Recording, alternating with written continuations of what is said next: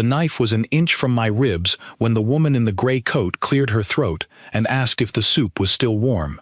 Grady Voss did not appreciate the interruption. He was a big man, built like a cargo loader, and he had my collar twisted in one fist, while his other hand held a service blade close enough that I could feel the cold coming off the metal.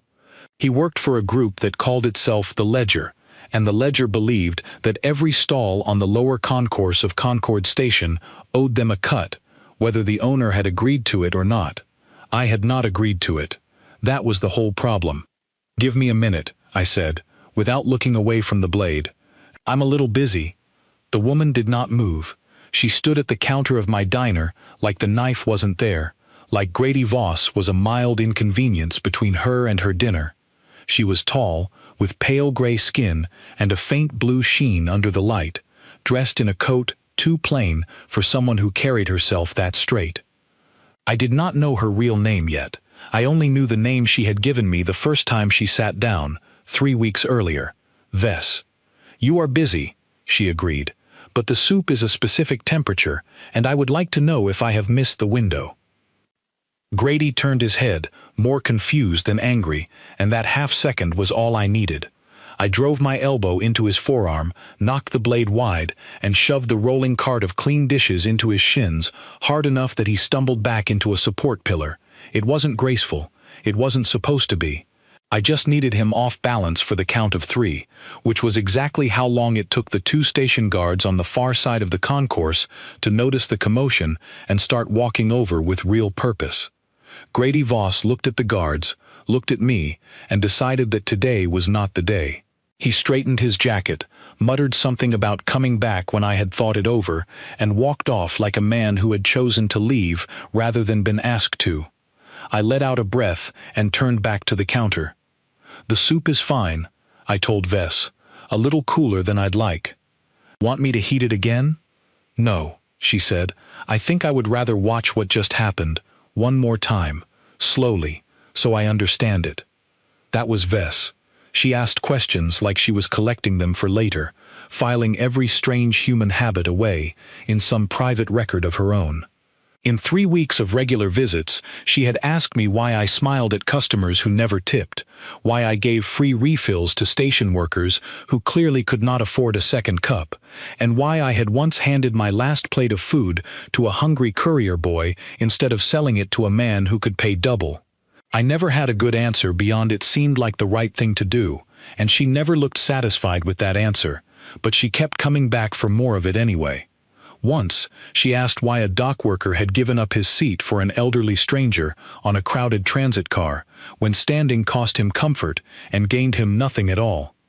I told her some things simply are not about gain. She went quiet after that, the way she always did when she was filing something away that did not fit the usual math of her world. I did not know, back then, that a debt collector's blade was the smallest danger sitting in my diner that week. Concord Station was a strange piece of neutral ground, built at the exact point where human territory bordered 2 much older, much larger alien powers. The station did not belong to any of them. That was supposed to be the point. In practice, it meant that every trade route, every rumor, and every desperate deal in 3 sectors passed through our concourse eventually, and it meant that small operators like me lived 1 bad week away from losing everything, protection money or not. I had come to Concord after my last cargo contract collapsed, along with the shipping company that ran it, along with most of what I owned. I did not have family in this sector, and I did not have the credits to fly home, even if I did. What I had was a small diner stall, a set of tools I still remembered how to use, and a stubborn refusal to be pushed out of the one thing that was still mine. Vess showed up in my 3rd week open, sat at the counter without a word, and ordered whatever I recommended. She paid exactly the listed price, no more, no less, and left without small talk. The 2nd time, she asked a question. The 3rd time, she asked another. By the 6th or 7th visit, I had stopped noticing how out of place she looked among dock workers and cargo haulers because she had simply become part of the routine, the same as the hum of the recyclers or the flicker of the sign above my door.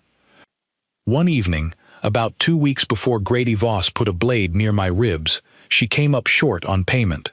She checked her credit chip twice, frowned at it like it had personally betrayed her, and started to apologize. "Forget it," I said. "On the house, Vess." She went very still. "You are certain?" she said. It wasn't really a question. "It's soup," I told her. "I'm not going to let you go hungry over soup." She looked at me for a long moment, the kind of look that made me feel like I had said something enormous by accident, though I had no idea what. Then she nodded once, thanked me in a tone far more formal than the moment called for, and left without finishing her meal. I thought about that a lot over the following days. I did not think about it the right way, as it turned out, because I had assumed she was simply proud, and that free food from a stranger had embarrassed her. I did not consider, even for a moment, that where she came from, nothing was ever given without a price, and that a bowl of free soup might have meant something closer to a small earthquake. The night Grady Voss came for his blade point conversation, Vess had been sitting at my counter for almost an hour, longer than usual, watching the concourse traffic with unusual focus. I noticed it, and did not think much of it. I had a business to run, and a debt collector's deadline hanging over my head, and I did not have room left over to wonder why my strangest regular seemed nervous. After Grady left, she stayed another 20 minutes, finished her soup at last, and paid in full. As she stood to go, the lights along the concourse flickered, once, then steadied. "That happens sometimes," I said, before she could ask. "Old station, old wiring." "It does not usually happen twice in 1 hour," she said quietly. I hadn't noticed the first flicker. She had. A moment later, the station's warning chime rang out across the concourse, 3 short tones that every long-term resident knew by memory: a security lockdown, effective immediately, all non-essential travel restricted until further notice. It was not a common sound. In 2 years on Concord, I had heard it exactly once before, during a smuggling raid that ended with half the lower docks sealed for a full day. Vess's expression changed before mine did. Something in her posture shifted, some old instinct waking up behind her eyes, and for the first time since I had met her, she looked less like a curious traveler and more like someone bracing for a fight she had expected to have eventually. "I need to go," she said. "Go where? They just locked the whole level down." "I know a way." She was already moving toward the service corridor behind my stall, the one I used for deliveries, the one that led toward the maintenance decks rather than the public concourse. I caught her arm, not hard, just enough to make her stop. "If you're in trouble," I said, "tell me what kind. I've got a wrench and a bad attitude, but I'm not completely useless in a fight." For a second, something almost like a smile crossed her face, gone as quickly as it appeared. "You have already helped more than you understand," she said. "Please, let go. It is safer for you if you do not know anything more tonight." I let go. I want to be honest and say it wasn't because I trusted her judgment completely. It was because a woman I had come to consider a friend, in the strange half-formed way you become friends with a regular customer, was asking me for exactly one thing, and it felt wrong to refuse her the one time it might have mattered. She disappeared down the service corridor without looking back. I spent the rest of that lockdown night behind my own counter, lights dimmed to save power, listening to boots move past my stall in patterns too organized to be station security alone. Twice, I heard voices in a language I did not recognize, clipped and urgent, moving fast toward the maintenance decks and then away again. I did not sleep. I kept thinking about the flicker of the lights, the way she had noticed it before I had, the way she had said "I know a way," like someone who had memorized every hidden corridor on a station she was supposedly visiting for the first time. By morning, the lockdown lifted as suddenly as it had started. The concourse filled with the usual noise, the usual traffic, the usual complaints about delayed shipments. Nobody around me seemed to know what had actually happened during the night, or if they knew, nobody was talking about it where a diner owner like me could overhear. Vess did not come in that morning. She did not come in the next day either, or the day after that. By the end of the week, I had almost convinced myself that I had imagined the whole strange edge to that night, that it had simply been a routine security drill and an odd customer who did not like crowds. Almost. Then, on the seventh day, a courier stopped at my stall, looked at the handwritten sign above my counter, checked it twice against a data slate in his hand, and asked if I was Sam Kessler. I told him I was. He handed me a sealed message cylinder, the expensive kind, stamped with a design I had never seen before, gold thread worked into a symbol like a closed hand around a single flame. He did not wait for a tip. He did not wait for a response. He simply turned and walked away, fast, like a man who did not want to be seen delivering it. I turned the cylinder over twice before I opened it. Whatever was inside, I already had a feeling my quiet little diner on the edge of nowhere was about to get a great deal less quiet. The message inside the cylinder was 3 lines long and told me almost nothing. It read, translated into careful trade standard script, "A debt has been noted. A meeting will follow. Continue your work as before." It was signed with the same symbol as the seal, a closed hand around a flame, and nothing else. No name, no explanation of what debt, owed by whom, for what. I read it 4 times, standing behind my own counter, and understood it no better on the 4th reading than the 1st. I did not have the luxury of sitting with the mystery for long. Concord Station did not stop for anyone's confusion, and neither did my bills. 10 days passed. Vess did not return, and the diner filled the silence the way it always did, with regular customers and small complaints and the low hum of a station that never really slept. I told myself I had simply lost a strange, interesting customer to whatever business had called her elsewhere, and that the sealed message was some kind of formal courtesy from a trade office I would never interact with again. I almost believed it. Then Milo Grant leaned over my counter one evening with the particular look he got when he had heard something worth sharing. Milo worked the docking clamps 2 levels up, which meant he heard everything that moved through Concord long before the rest of us did. We had known each other since my first month on the station, back when he fixed a fuel line for me in exchange for 2 weeks of free meals, and the arrangement had turned into something closer to family than either of us admitted out loud. "There's a fleet inbound," he said, keeping his voice low. "Not traders, escort ships, Dominion markings, and Ashkar markings too, on separate approach vectors, which is not a thing those two usually do together without aiming weapons at each other first." "The Threnni Dominion," I said, "and the Ashkar Hive." "Both, at the same time." "Both, at the same time," Milo agreed. "Word is there's some kind of summit happening, a big one. Nobody's saying why, and the station council is scrambling to clear docking space for ships twice the size of anything we usually see." I thought about the sealed cylinder sitting in my drawer at home, about the closed hand and the flame, and a small, cold feeling settled in my stomach that had nothing to do with the diner's questionable refrigeration unit.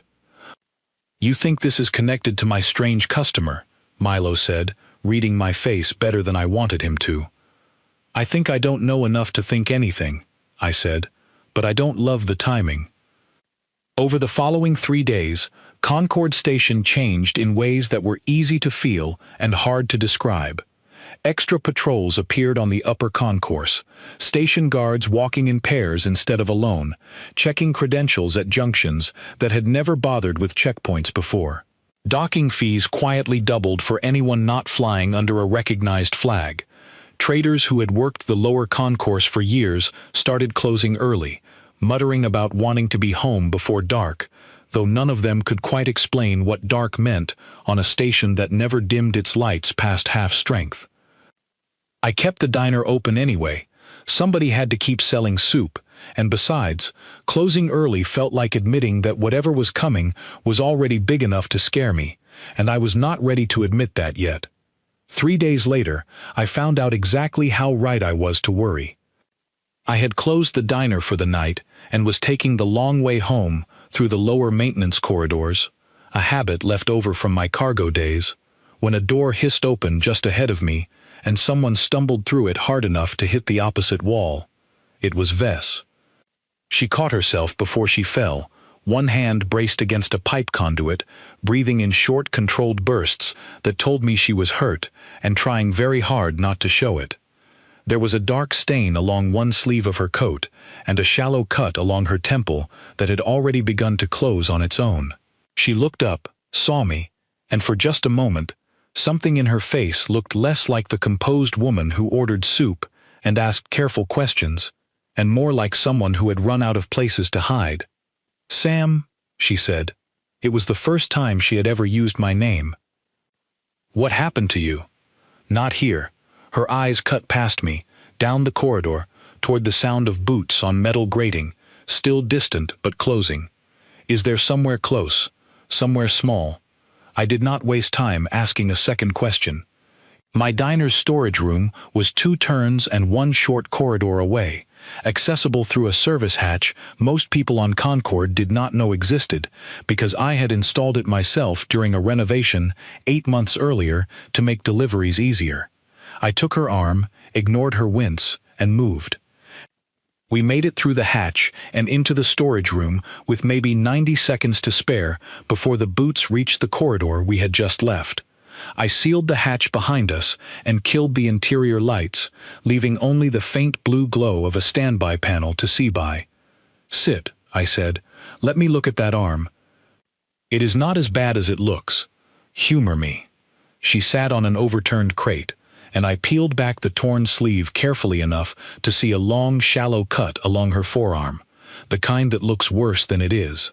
More surface damage than anything serious, provided it got cleaned and closed soon. I had a basic medical kit in the corner, left over from my cargo days, and I used it now with hands that were steadier than I expected them to be, given the circumstances. "You're not going to tell me who's chasing you," I said, working as I spoke, "are you? I would rather not put you in more danger than I already have." "A little late for that particular kindness. I'm already hiding you in a room full of dried noodles and spare filters." That almost got a real laugh out of her, quiet and surprised, like she had forgotten she was capable of one under the circumstances. Outside, muffled through the hatch, I heard voices again, that same clipped unfamiliar language from the lockdown night, moving past the storage room and continuing on without pausing. I counted to 60 in my head before I let my shoulders drop. "They didn't check this room," I said. "Which either means they don't know it exists, or they're being careful about search order. Either way, we've got a little time." "You built a hidden room into a diner," Vess said, studying me now instead of the corridor. "For deliveries." "For deliveries," I agreed. "Turns out it's also good for hiding fugitive regulars. Bonus feature." "I am not a fugitive," she said it quickly, almost sharply, and then seemed to reconsider the tone. "I am in a disagreement with people who believe they have more say over my choices than they actually do." What kind of disagreement gets someone cut open in a maintenance corridor? She was quiet for a long moment, long enough that I thought she wasn't going to answer at all. "The kind that has been building for longer than you have known me," she said finally. "There are decisions being made about my future, Sam. Decisions I did not agree to, by people who assumed my agreement was not required. Tonight, some of them decided that a more direct conversation was in order. And the Dominion and the Ashkar Hive, both sending fleets here, that's connected to your disagreement too." She looked at me sharply, and I realized, a beat too late, that I had said more than I meant to reveal about what Milo had told me. "You know about the fleets," she said. "I know a guy who works the docking clamps. He mentioned something big was coming in. I didn't put it together until right now, watching your face. Then you understand more than is safe for you to understand," she said, and there was something almost like regret in it, alongside something else I could not quite name yet. "Are you in charge of something?" I asked, keeping my voice as steady as I could manage. "Is that the shape of it?" She hesitated, longer than felt natural for a simple question, and for a moment I thought she might actually tell me the truth right there, sitting on an overturned crate with a half-closed cut on her arm. "I am responsible for a great many people," she said instead, choosing each word with obvious care. more than you would believe, if I told you the number, and some of those people believe my responsibilities include decisions I have never been permitted to make for myself.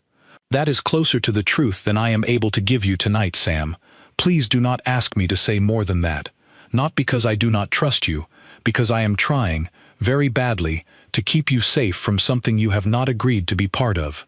I wanted to push harder. I did not. Something in the tired, careful way she said it told me that pushing would cost her more than it would gain me. I finished closing the cut on her arm, wrapped it properly, and sat back on my heels. Here's what I actually understand, I said. I understand that a woman I like, who has been polite and strange and genuinely kind to me over a few weeks of soup, is currently hurt in my storage closet because some people think they get to decide her future for her. I don't need to know the whole story tonight to know which side of that I'm standing on. She looked at me for a long moment, the kind of look I was starting to recognize, the one that seemed to weigh a simple sentence and find it heavier than it had any right to be. You should be more careful who you say things like that to, she said quietly. Some of us are not used to hearing them, and it changes how we listen. Before I could ask what that meant, the comm unit clipped to her collar chimed once, soft and urgent. She answered in that same clipped language, low and fast, and I caught nothing except the rhythm of it, tense and formal all at once. When she looked back at me, something had shifted in her expression, resolve settling over whatever fear had been there a moment before. My escort has found me, she said. It is safe now. Safer, at least, than it was an hour ago. You're leaving. I have to. She stood, testing her bandaged arm, and did not flinch, though I suspected that had more to do with pride than the absence of pain. Sam, listen to me carefully, because I will not have time to say this twice.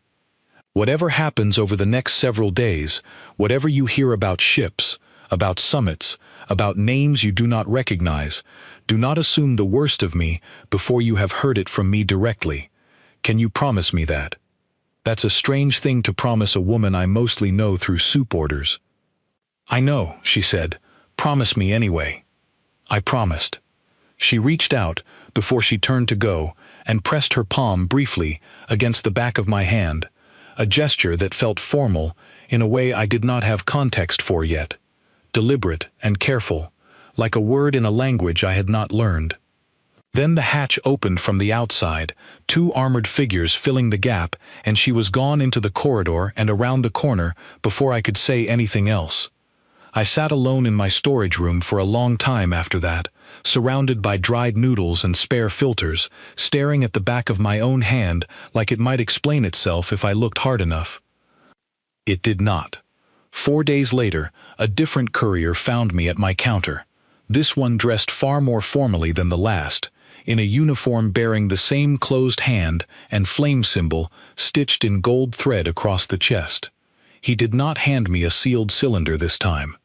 He handed me an open, gilded invitation, heavy in a way that paper had no business being, and read a line from a data slate before I could even open it myself. Sam Kessler, he said, you are formally summoned to attend the closing ceremony of the Concord Accord, 3 days hence, as a recognized ally of the Threnni Dominion. Attendance is not optional. I looked at the invitation in my hands, then at the courier, then back at the invitation, and felt the floor of my entire ordinary life quietly give way beneath me. I run a diner, I said, mostly to myself. I sell soup. The courier did not appear to find that relevant to his instructions, and left without another word, exactly as the first one had. Milo found me still standing behind the counter 20 minutes later, staring at the invitation like it might change its mind if I looked at it long enough. The Concord Accord, he said, reading over my shoulder before I could stop him. Sam, that's not a trade summit. That's the treaty, the one ending the standoff between the Dominion and the Hive. Everyone who matters in this sector is going to be in that hall. Great.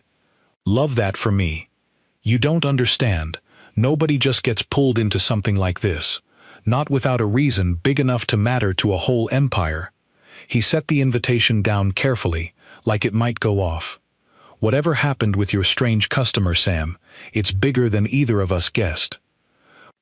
"I know," I said quietly. "I think I've known since the lockdown. You want me to come with you? Stand somewhere in the back, look intimidating." "You'd look intimidating for about 4 seconds before someone asked you a question in a language you don't speak." "Fair," Milo admitted. "Doesn't mean I'm not worried about you walking into that hall alone. I've been walking into worse alone since I got to this station," I said. "This is just the first time it comes with a formal dress code." That night, I did not sleep either. I sat at my own counter long after closing, turning the invitation over in my hands the way I had turned the cylinder over days earlier, and thought about a palm pressed briefly against the back of my hand, and about how a woman who ordered soup and asked careful questions had somehow become the reason 2 entire empires were sending warships to a station that had never mattered to anyone before this week. Whatever was coming, I understood, for the first time since Grady Voss had put a blade near my ribs, that hiding behind my own counter was no longer going to be an option. 3 days gave me almost no time to prepare for a ceremony I did not understand, in front of people whose names I could not pronounce, wearing a suit that Milo Grant had practically wrestled onto me the night before. "Stand still," Milo said, tugging at a collar that had clearly been tailored for someone else's shoulders. "You look like you're about to be executed." "I might be. I don't actually know what I'm walking into. Nobody executes a man for owning a diner." "I own a diner, and apparently I'm also a recognized ally of the Threnai Dominion, so I think we're past the point where normal rules apply to me." Milo did not have an answer for that, which told me more than any answer could have. The Concord Accord ceremony was held in the station's Grand Concourse Hall, a section of Concord I had walked past 100 times without ever setting foot inside, because it was reserved for exactly this kind of event: treaties, trade summits, formal gatherings between powers too large and too old to bother with places like my diner. Guards checked my invitation twice at 2 separate doors, each time looking at me like I must have stolen it, before finally waving me through into a hall 3 stories tall, lit by soft floating globes instead of hard station lighting, filled with more alien nobility than I had known existed in this sector.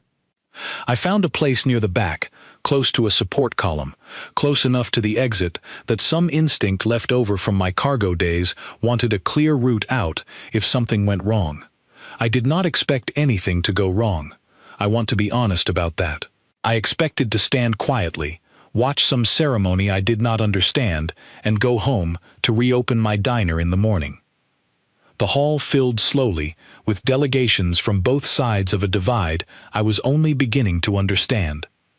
On one side stood the Threnai Dominion's court, tall, pale figures in formal coats, similar to the one Vess always wore, though theirs were embroidered with symbols I recognized now from the sealed cylinder and the gilded invitation, a closed hand around a single flame. On the other side stood the Ashkar Hive's delegation, broader and darker skinned than the Threnai, dressed in armored ceremonial plating that looked functional even as decoration, a people who apparently did not believe in separating their formal wear from their battle gear. At the front of the Ashkar delegation stood a figure who commanded the kind of attention that had nothing to do with volume. Lord Rethick, though I did not know his name yet, stood with the particular stillness of a man who expected the room to arrange itself around him. He wore his authority the way some men wear an old coat, comfortable and unthinking, and something about his expression, calm and faintly pleased, made my skin prickle in a way I could not immediately explain. A herald's voice rang out across the hall, announcing the arrival of the Dominion court, and every murmured conversation dropped to silence. I saw her before the herald finished the announcement, and for a full 3 seconds I genuinely did not recognize her. The woman walking down the center of that grand hall wore formal robes, the color of deep water, structured in a way that made her look taller and more remote than the quiet, curious customer who had spent weeks asking me why humans smiled at strangers. A circlet sat across her brow, simple but unmistakably a mark of authority, and every Threnai figure in that hall dropped into a formal bow as she passed, a wave of movement that rippled through the entire delegation like wind through tall grass. The herald's voice caught up with my eyes a half-second later. Her Radiance, Nivara, Sovereign Queen of the Threnai Dominion. I stood very still, in the way you stand still when your entire understanding of the last few weeks has just been rearranged without your permission. Vess, my regular, the woman who ran short on payment and let me see something like genuine surprise cross her face over a bowl of free soup. The woman I had bandaged in a storage room full of dried noodles, queen of an entire empire, walking down a formal hall while an entire court bowed low enough to touch the floor. I do not remember deciding to stay standing upright through the rest of the announcement. I only remember that I did. The ceremony began exactly as these things apparently always begin, with long formal speeches about trade routes and shared borders and the value of peace between powers that had spent generations circling each other with weapons drawn. I understood perhaps one word in 5, translated through a small device clipped to my collar that the invitation had apparently included, and I spent most of that time simply watching Nivara, trying to reconcile the woman on the dais with the woman who had asked me why I gave free refills to workers who could not pay.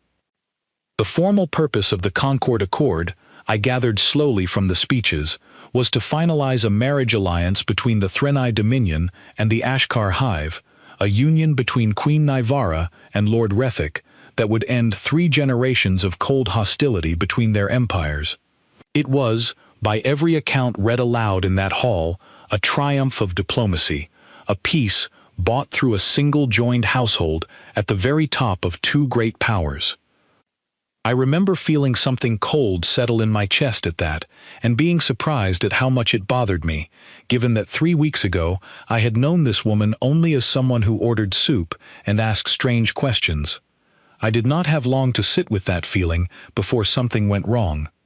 It started small, a flicker in the floating light globes near the ceremonial dais, subtle enough that most of the hall did not seem to notice. I noticed, because I had spent 2 years running a diner on old station wiring, and I knew the particular stutter of a power conduit under strain when I saw one. My eyes went automatically to the access panel set into the base of the dais, the kind of panel that should have been sealed and locked during a formal ceremony, and found it very slightly open, a sliver of dark space where there should have been none. I looked around for station security, for anyone else who seemed to have noticed, and found nothing. Every guard in that hall had their attention fixed outward, toward the crowd, toward the doors, exactly where a threat was supposed to come from. Nobody was watching the floor. I moved before I had fully decided to move, cutting along the edge of the hall toward the dais, ignoring the several formally dressed attendants who tried to step into my path. I reached the access panel, dropped to one knee, and pulled it fully open. Inside, wired into the conduit that fed the dais lighting, and, I realized with a lurch, the environmental controls for that entire section of the hall, sat a small device that had no business being there. It was compact, deliberately hidden behind a bundle of standard cabling, and it was counting down on a small display, numbers falling steadily toward a point I did not want to be standing anywhere near when they reached it. I did not know what the device was designed to do. I did not need to know. 2 years of cargo work had taught me enough about rigged systems to recognize sabotage when I saw it, and this was sabotage, wired directly into a power conduit that fed the dais where Queen Nivara currently stood. "Get her away from the dais," I shouted, to anyone who would listen, and reached for the device with hands that were not shaking nearly as much as I expected them to be. "Now. Move her now." For one terrible second, nobody moved, because a human in a borrowed jacket shouting orders in the middle of a formal ceremony was apparently not a sentence that Threnai or Ashkar guards had a protocol for. Then Nivara's eyes found mine across the hall, held for half a heartbeat, and she moved, stepping back from the dais with a speed that suggested she trusted me completely before her own guards had processed the warning. That half second of trust was enough. I got both hands on the device, found the housing seam by feel rather than sight, and did the only thing I knew how to do with rigged station wiring. I pulled the primary feed line hard enough to snap the connector, cutting the device off from its power source entirely. The countdown display died. The lights along that section of conduit dimmed and steadied. Nothing exploded, nothing released, nothing happened at all, which was, in that exact moment, the single best possible outcome I could have hoped for. The hall erupted into chaos anyway, guards finally converging, shouts in 3 different languages overlapping, a dozen hands reaching for me at once, some to restrain, some, I would later learn, simply to check that I was not the one who had planted the device in the first place. Through all of it, Naivara crossed the hall. She did not wait for guards to clear a path. She did not wait for protocol, or permission, or any of the formal procedure that apparently governed every other movement in that hall. She walked straight across the open floor, past bowing attendants and startled nobles, until she stood directly in front of me, close enough that I could see the fading mark on her temple, where a similar wound to the one I had bandaged in my storage room had mostly healed. The hall fell silent around us, in a way that felt less like courtesy and more like genuine shock. "You are unharmed," she said. It was not quite a question. "Mostly," I said. "You? Because of you."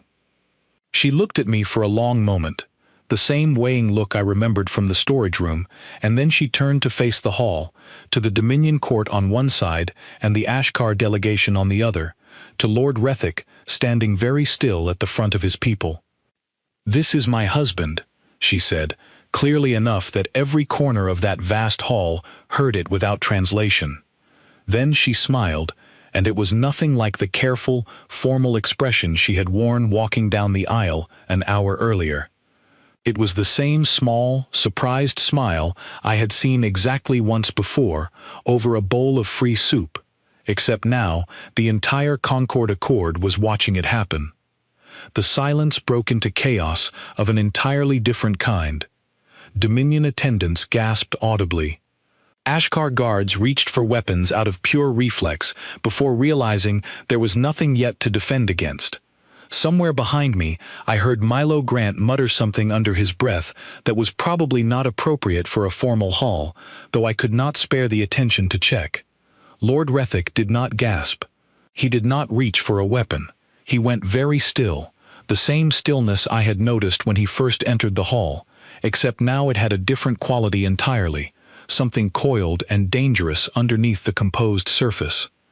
"Explain this," he said, and his voice carried across the hall without seeming to rise in volume at all. An older Threnai woman I did not recognize yet, dressed in robes slightly less elaborate than Naivara's own, stepped forward with the careful urgency of someone about to explain something that would upset a great many people at once. I would learn later that her name was Marin, senior advisor to the Dominion Court, and that explaining inconvenient laws to furious nobles was very much her job. "There is a founding law of the Dominion," Marin said, loud enough for the whole hall to hear, "called the Sovereign's Grace. It has not been invoked in 4 generations, but it remains law. If a queen, while unrecognized by those around her, is shown genuine and unconditional kindness by someone who does not know her rank, she may name that person husband, a word we borrowed long ago because our own language holds no term for a partner chosen freely, as an equal rather than granted as a subordinate. Spoken before witnesses, the declaration is immediately and completely binding." The hall absorbed this in a silence that felt like held breath. "Her Radiance has just spoken those words," Marin continued, "before this entire assembly. Whatever any of us think of the timing, the law does not require our approval. It only requires that the kindness was real and that she did not know herself recognized when it was given." Lord Rethick's composure cracked for the first time since I had laid eyes on him, a flash of something furious and cold passing behind his eyes before he mastered it again. "A diner keeper," he said, each word deliberate, "who happened to notice a wire out of place."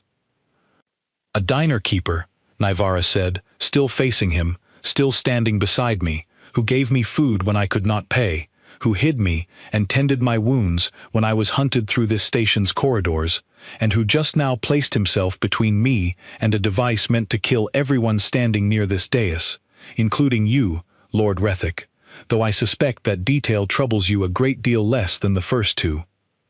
Something about that last observation landed harder than the rest, and I watched Rethick's jaw tighten in a way that told me Naivara had just said something true that he had not wanted said aloud. "The law may be real," Rethick said, after a moment, recovering his even tone through what looked like real effort, "but the Dominion has never confirmed a claim of sovereign's grace without testing it first. I invoke the right of challenge.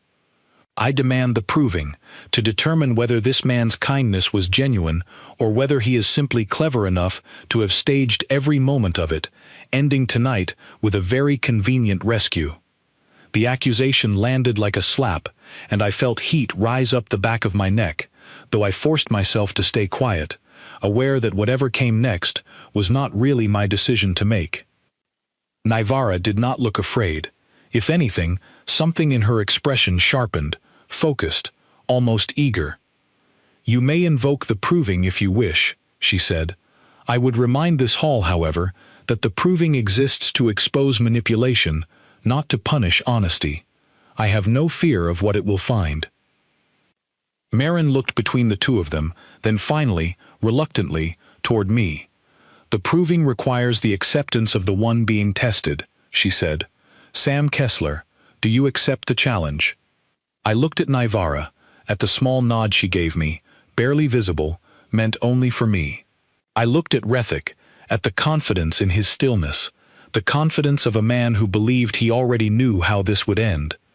I thought about a bowl of soup given away for free, and a storage room full of dried noodles, and a hand pressed briefly against mine, in a gesture I had not understood at the time. "I accept," I said. Lord Rethick's expression did not change, but something in his eyes did, and I understood, with the same instinct that had spotted the sabotage device a few minutes earlier, that I had just agreed to something considerably more dangerous than he was letting the rest of the hall see. The hall began to empty around us, in slow, murmuring waves. Nobles from both delegations already trading theories in low voices, but Naivara stayed exactly where she was, close enough that I could feel the tension finally leaving her shoulders now that the device was gone and the words were said and there was no taking either of them back.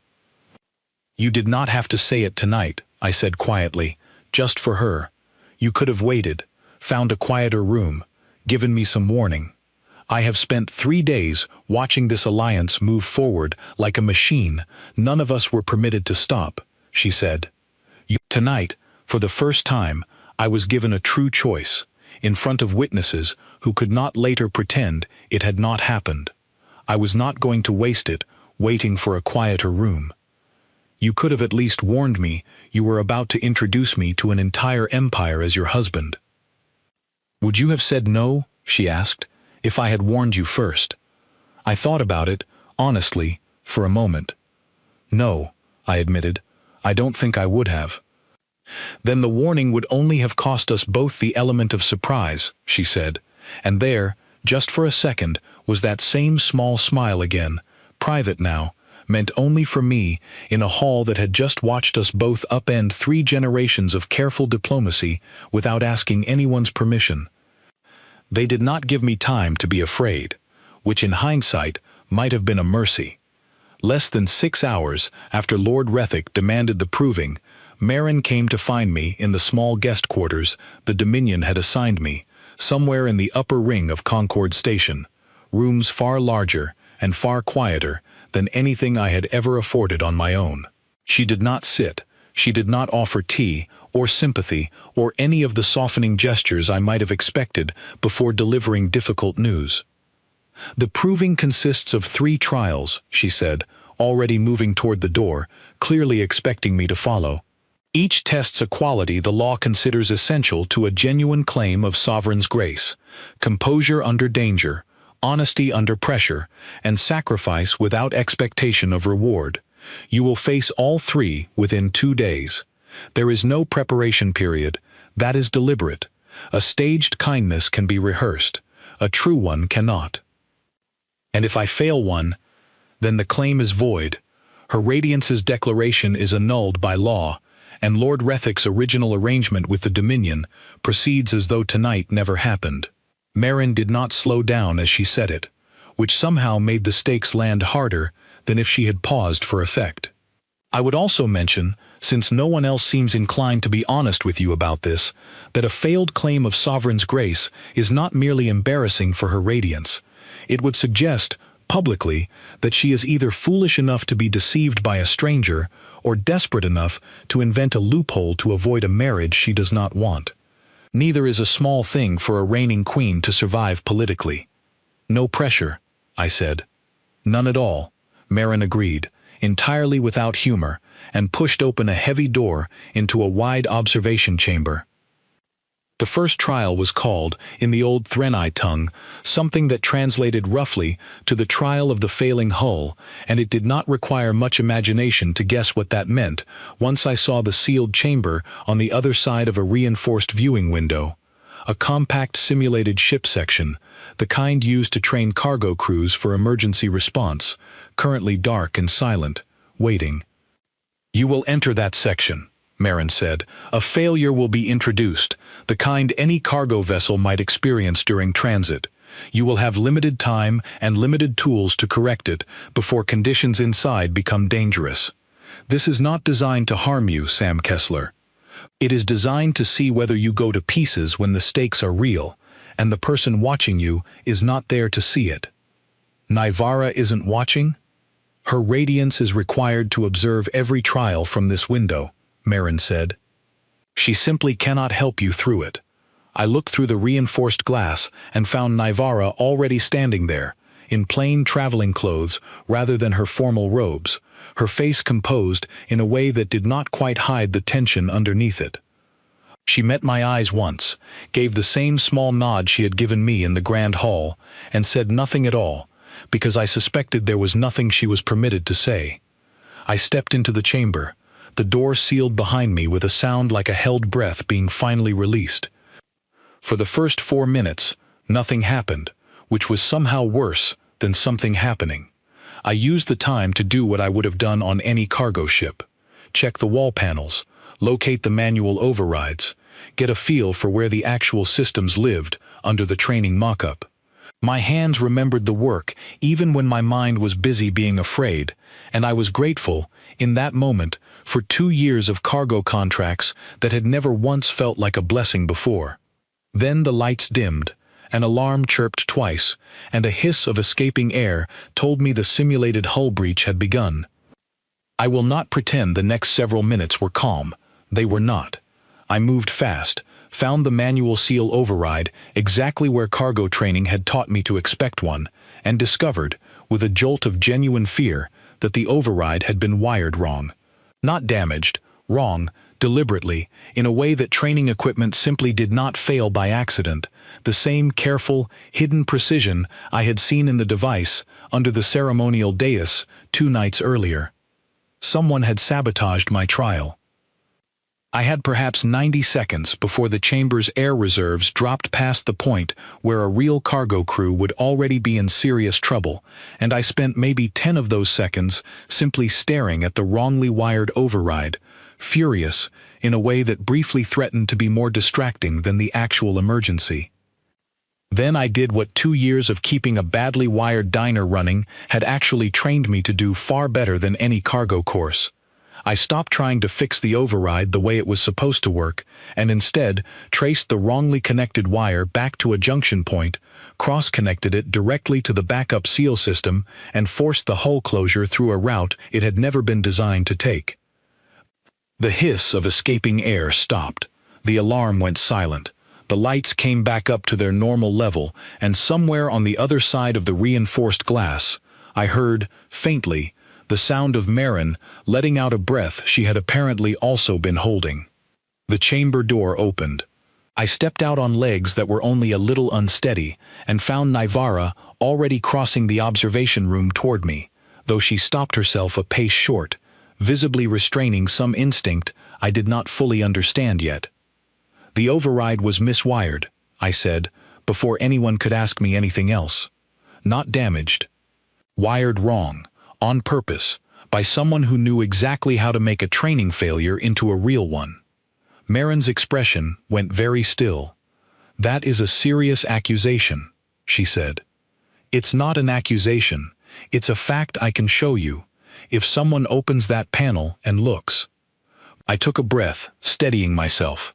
Whoever wired the trial chamber wrong used the same technique as whoever wired the device under the ceremonial dais 2 nights ago. Same precision, same method of hiding intent inside something that was supposed to look accidental. I did not know, at that moment, whether I was right. I only knew that my hands had recognized something familiar in the wrongness of that override, the same unsettled recognition I had felt kneeling at the access panel in the grand hall, and I trusted that feeling enough to say it out loud. Marin sent 2 attendants to examine the chamber immediately.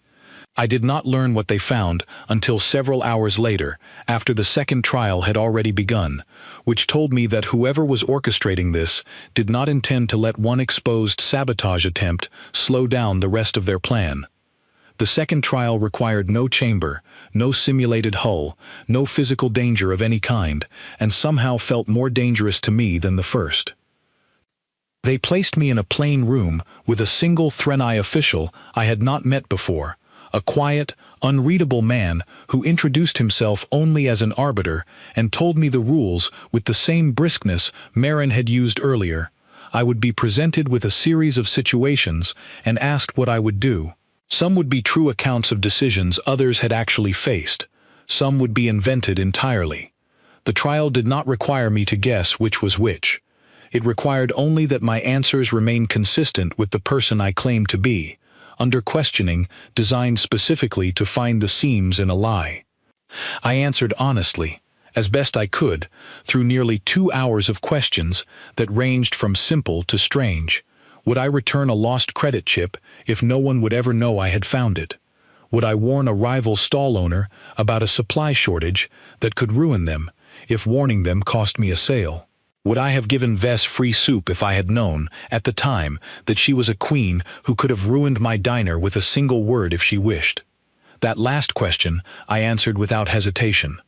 If I'd known she was a queen, I said, I probably would have been too nervous to make jokes about her hoarding cups. I like to think I still would have given her the soup. I can't prove that to you, I can only tell you it's true.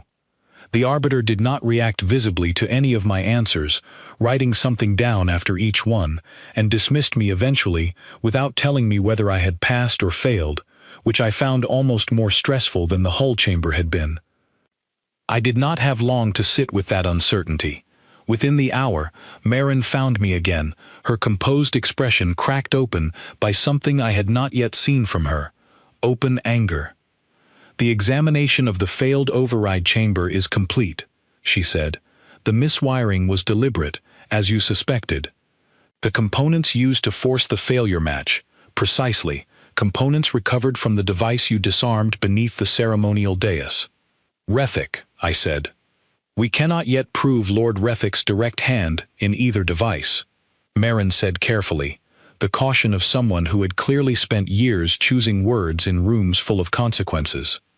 "But the components were sourced through an Ashkar supply contact, a man named Corvin who has served as Lord Rethick's personal attendant for over a decade and who was, we have now confirmed, present in the maintenance access near the dais on the night of the ceremony, and present again near your trial chamber less than an hour before your first trial began." "That's not exactly subtle." "No," Marin agreed, "it is not. Which suggests either that Lord Rethick believed himself untouchable enough not to need subtlety, or that he is far more desperate than his composure at the ceremony suggested."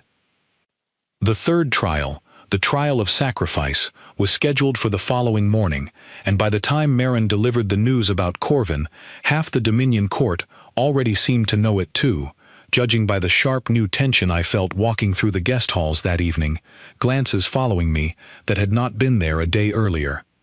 I did not sleep well that night. I kept thinking about Corvin near my trial chamber less than an hour before it began, about how close two separate sabotage attempts had come to actually working, and about how a man like Rethick, cornered and desperate, might not stop simply because two attempts had already failed. The third trial, when it came, was almost disappointing in its simplicity, after 2 days of sabotage and hidden danger. They presented me with a single scenario. A group of Dominion attendants, I was told, were trapped in a section of the station, experiencing a genuine, unscheduled decompression event, a real emergency rather than a staged one, and I was given a choice, witnessed by the full court, between two rescue routes. One was faster and safer for me personally. One was slower, more difficult, but would reach the trapped attendants in time to save all of them rather than most of them. I did not know, in the moment, whether this was staged or genuine, and I made a choice to stop caring whether anyone was grading me on it. I took the slower route. It turned out, I learned afterward, to have been a real emergency after all, an actual minor decompression event in an older section of the station that the Dominion had simply chosen, with a coldness I found faintly unsettling, even in hindsight, to use as my final trial rather than waste the opportunity. I reached the attendants in time, all of them. My hands were shaking by the end of it in a way that had nothing to do with performance for an audience, and everything to do with how close in time had actually been. When I emerged, soot-streaked and exhausted, into the observation hall where the full Dominion court and, I noticed with a cold twist in my stomach, the full Ashkar delegation had gathered to watch the outcome, Marin was waiting with an expression I had not seen on her before. Something close to open relief. 3 trials, she announced, to the assembled hall rather than to me directly.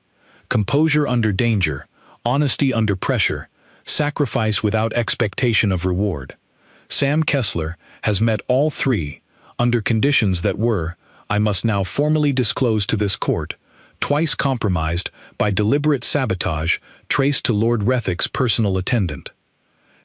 The hall's reaction to that was immediate and loud, Ashkar delegates turning toward Rethick with expressions ranging from confusion to open suspicion, Dominion attendants murmuring in a rising wave that Marin did not attempt to quiet. Lord Rethick stood very still at the center of it, and for the first time since I had met him, I watched him understand, in real time, that his plan had already failed before he finished executing it. "This proves nothing about my involvement," he said, but his voice had lost the effortless authority it carried in the Grand Hall 2 nights earlier. "Corvin acted alone, if he acted at all. I demand evidence, not accusation." "You will have your formal inquiry, Lord Rethick," Marin said, "as is your right. But the proving is concluded, and its verdict stands regardless of what that inquiry finds. Sam Kessler's claim to Sovereign's grace is confirmed. Whatever role you played, or did not play, in the attempts to make him fail it, you have lost the argument you actually came here to win." Rethick looked at Naivara, then at me, and something in his expression, that careful mask finally cracking all the way through, told me this was not a man who had any intention of accepting a quiet, dignified defeat. "This is not finished," he said, quietly enough that I do not think he meant the whole hall to hear it, though I was standing close enough that I did. 2 Ashkar guards moved to escort him from the hall, a formality rather than an arrest, since no charges had yet been formally raised against him. He went without resistance, which somehow worried me more than if he had fought it. Naivara found my side a moment later, her hand closing briefly around mine, and for the first time in 3 exhausting days, I let myself feel something other than fear. "You passed," she said quietly. "I mostly just did what felt right and hoped it counted," I said. "I wasn't trying to pass a test. I was trying not to let anyone drown, or suffocate, or get hurt." "That," Naivara said, "is precisely what passing was always supposed to look like." I wanted to believe that the quiet threat in Rethick's voice as he left the hall had been an empty one, the last bitter words of a man who had already lost. Some part of me, the part that had spent 2 years running a diner in a dangerous station and learning not to trust easy endings, already suspected otherwise. I did not say that part out loud. Naivara had earned one uncomplicated moment of relief, and I was not going to be the one to take it from her. Not yet. Not while Rethik was still somewhere on this station instead of already gone. Milo found me 2 mornings after the proving ended, pounding on the door of my guest quarters hard enough that I answered still half-dressed, sure that something on the docking clamps had finally broken without him. "Rethik's flagship is powering weapons," he said, before I could even ask. "Right now, in the docking ring, and the Dominion escort ships are still running cold, because nobody expected an Ashkar vessel to arm inside a neutral station." I did not waste time asking how Milo knew that, before station security apparently did. Milo worked the clamps. Milo knew every ship's power signature on Concord better than most captains knew their own vessels, and if he said weapons were charging, I believed him faster than I would have believed an official announcement. "Where's Naivara?" "Boarding her own ship, I think, getting ready to head back to Dominion space, now that the accord's signed. Which is exactly the moment a coward would pick to make something look like an accident. We ran. I will spare you a detailed account of every corridor we cut through to reach the docking ring, mostly because I do not remember all of them clearly, only the general sense of Concord Station blurring past in service tunnels and maintenance shortcuts that 2 years of cargo work had taught me existed, shortcuts that got us to the upper docking level faster than any official route would have allowed. What I remember clearly is what we found when we got there. The Ashkar flagship sat in its assigned berth, running lights steady, but Milo had been right about the power signature bleeding through the hull, the particular hum of weapon capacitors charging that had no business charging inside a neutral station's docking ring under any peaceful circumstance. 2 berths over, Naivara's own transport was mid-boarding, a line of Dominion attendants and cargo still moving up the loading ramp, completely unaware, as far as I could tell, that anything was wrong. Station security had noticed the power spike, eventually, judging by the small cluster of officers gathering near the docking control terminal, arguing in fast, worried tones about jurisdiction and authority, and whether they had any right to board a foreign vessel inside neutral territory without cause. It was, I understood in that moment, exactly the kind of bureaucratic hesitation a man like Rethik would have planned for. "That ship fires anywhere near her transport," I said to Milo, "and it doesn't matter whose fault it actually was. It'll look like an Ashkar strike on a Dominion vessel, in neutral space, minutes after a peace summit. That's not an accident. That's a war he starts on his way out the door, dressed up as somebody else's failure. Then we tell security to stop him. Security doesn't have authority to board that ship, and even if they did, they don't have time before that transport finishes loading." I was already moving toward the docking control terminal as I said it, old instincts firing faster than careful thought. But I know exactly how docking clamp power routes to a berthed ship, because I've spent 2 years listening to you complain about it. Milo caught up with what I meant, a half-second before I reached the terminal. "You want to kill the berth's external power," he said, "which would force their weapon capacitors to draw off internal reserves instead, which buys time, but also tells everyone on that ship exactly what we're doing. I want a better idea if you've got one." He did not. A small crowd had already started gathering along the docking ring railing, the way crowds always gather when something looks wrong, but nobody can yet say exactly what. And somewhere in that crowd, I heard someone say the word weapons, loud enough to start a ripple of alarm moving through the onlookers. That ripple was its own kind of danger. Panic in a crowded docking ring could do almost as much damage as an actual weapon, and we did not have time to manage 2 problems at once. I got to the terminal, badge cleared through the invitation credential the Dominion courier had given me weeks earlier, which I discovered, with some surprise, apparently carried enough diplomatic weight to override a station technician's protest, and started rerouting the berth's external power feed exactly the way Milo had described. The first attempt failed.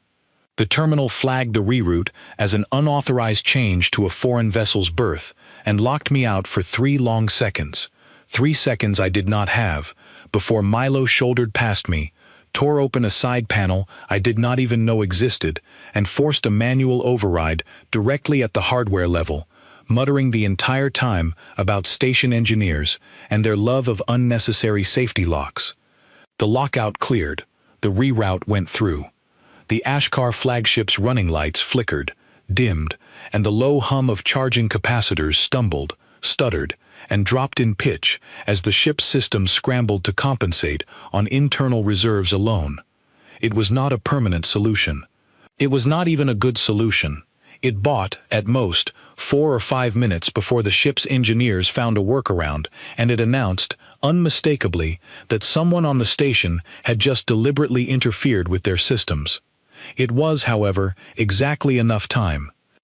Nivara's transport, I realized watching the loading ramp, had stopped moving the moment the power flicker hit, attendants freezing mid-step, and a moment later Nivara herself appeared at the top of the ramp, already scanning the docking ring with the sharp focus of someone who had survived one attempt on her life recently enough to recognize the shape of another one forming.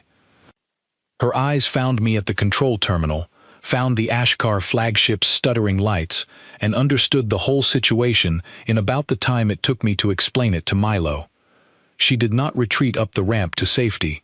She came down it, fast, calling orders to her own escort in that clipped formal language I still did not understand, and within seconds, Dominion guards were moving, not toward the Ashkar ship, which would have been an act of war in its own right, but toward the docking control terminal, toward station security, toward every legitimate channel that could actually stop what was happening without starting the exact conflict Rethik needed.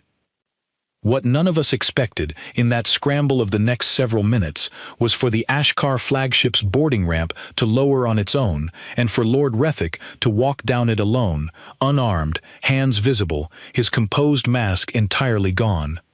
He did not look like a man executing a careful plan anymore. He looked like a man who had just watched that plan collapse in real time and had run out of better options. "Stand down," he called out, to his own crew still aboard the ship, loud enough to carry across the docking ring. "Power down the capacitors. That is an order." For a moment, nothing happened, and I understood, watching the tension on Rethik's face, that his own order was not a guaranteed thing, that whoever he had trusted to arm that ship might not have been entirely under his control anymore either. Then the hum died entirely, the ship's running lights steadying back to their normal rhythm, and I let out a breath I had not realized I was holding. Station security finally reached the terminal, sidearms drawn but uncertain where to point them, and it was Marin, arriving at a dead run with 2 Dominion officials close behind her, who took control of the moment before it could collapse into something worse. "Lord Rethik," she said, her voice carrying the particular authority of someone who had spent her whole career keeping furious people from making catastrophic mistakes, "you will explain, in full, in front of both delegations, exactly what just happened aboard your vessel, or the Dominion will treat this as an act of aggression, regardless of what explanation you eventually offer."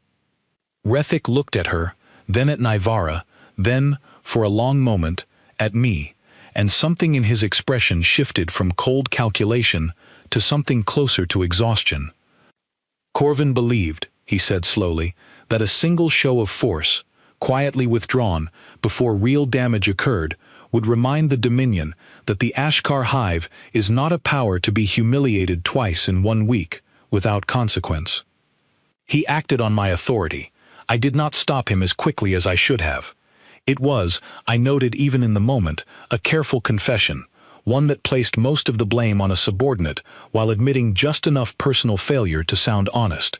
I did not think anyone in that docking ring believed it entirely, but I also understood, watching the exhausted set of Rethik's shoulders, that we were not going to get a fuller truth out of him in the middle of a station docking ring with weapons still cooling 2 berths away. His own Ashkar delegation dealt with him after that, not the Dominion, not station security, a fact that Marin later explained was itself a kind of justice.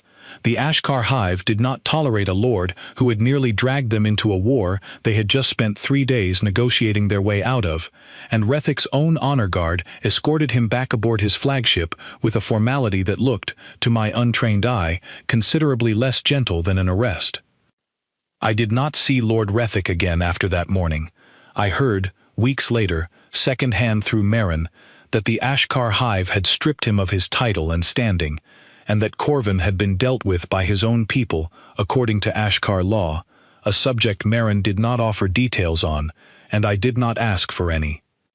The peace held.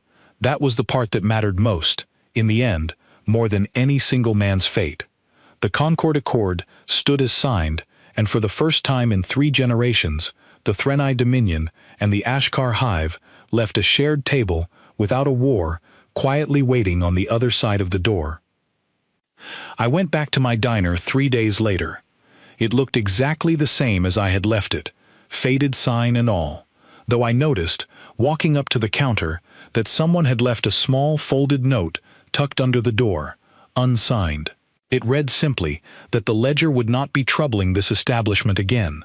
I never learned who sent it, though I had a reasonable guess, given that a certain queen now had considerably more reason and considerably more resources to make sure her husband's diner stayed open without interference from local debt collectors.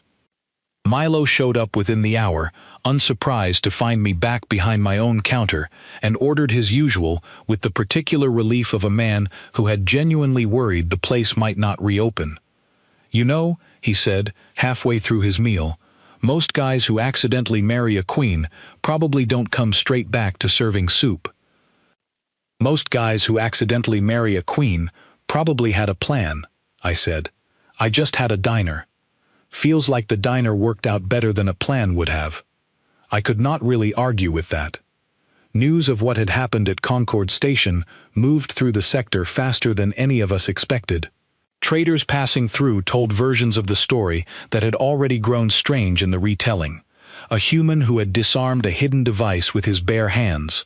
A queen who had thrown away a marriage to a lord for a stranger who sold soup. A law nobody outside the Dominion had ever heard of, suddenly reshaping the balance between 2 empires. I let most of it pass without correction.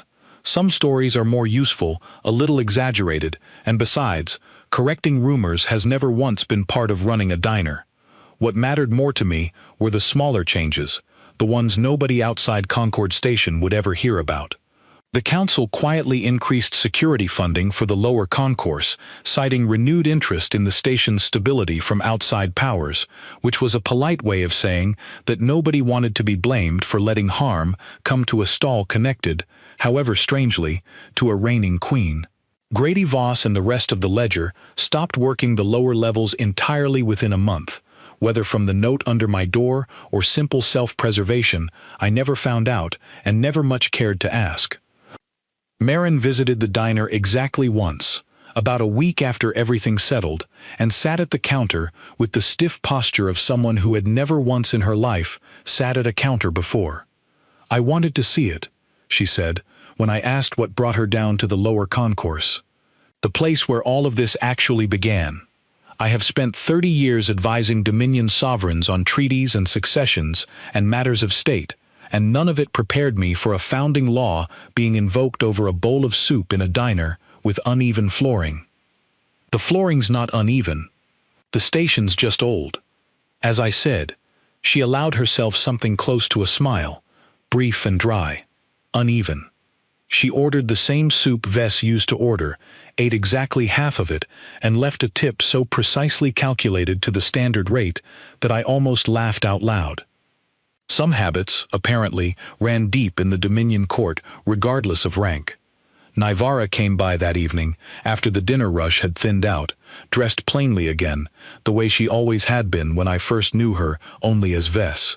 She sat at the counter, in her usual seat, and waited while I finished serving the last few regulars, and there was something deeply strange and deeply comforting about watching her do something so ordinary after everything that had happened in the 2 weeks since Grady Voss had put a blade near my ribs. "You could have official quarters built for you here," she said eventually. "Somewhere fitting your new standing. The Dominion would not object." "I've got quarters," I said, nodding at the small room behind the storage closet where I had bandaged her arm weeks earlier. "And I've got a diner. Seems like a strange time to give up either of them." "I did not expect you to," she admitted. "I only felt obligated to offer, once, formally, so no one could later claim I failed to." I set a bowl of soup in front of her, the same recipe I had served her the very first time she sat at that counter, and she looked at it for a moment before looking back up at me. "You asked me once," I said, "why humans smile at strangers for no gain, why we give things away for free, why we choose people instead of simply accepting whoever we are assigned." I remember. I never had a good answer for you back then. I think I might have one now. I leaned against the counter across from her, the same way I had 100 times before I knew her real name. "Nobody makes you promise to stay, in a marriage like the one your law just handed us. There's no guard forcing either of us to keep choosing each other tomorrow, or the day after that, or 10 years from now. We just do it anyway, every day, because it feels like the right thing to do. That's the whole secret. It was never complicated. It just takes people stubborn enough to keep choosing, even when nobody's making them." Naivara was quiet for a long moment, turning her spoon slowly in the bowl without eating. "I think," she said finally, "that may be the most Threnai thing I have ever heard a human say, and the most human thing I have ever heard described as law. I'll take that as a compliment. You should. I do not give many of them." Outside, the concourse hummed with its usual noise, cargo haulers and dock workers, and the low mechanical breath of a station that had nearly become the spark for a war 2 days earlier, and now, somehow, simply smelled like soup and old wiring again. I thought about Grady Voss and his blade, about a sealed cylinder with a closed hand pressed into gold thread, about a storage room full of dried noodles, about a hall full of nobility gone silent around 3 simple words. None of it had started because I did anything extraordinary. It had started because I did the ordinary thing, over and over, without checking first whether it was safe or profitable or aimed at the right kind of person. Naivara looked up at me, over a bowl of soup that had gone slightly cool while we talked, and smiled, the same small, surprised smile from that very first free bowl, except now there was nothing careful or formal left in it at all. "This is my husband," she had told an entire hall of nobility, days earlier, certain enough to stake her crown on it. Watching her smile now, in a quiet diner at the edge of nowhere, I finally understood exactly why, and I found myself smiling right back, without any hesitation at all, the way you smile at someone you have already decided, without needing a single law to tell you so, that you would choose again tomorrow, and the day after that, for as long as either of you was stubborn enough to keep showing up.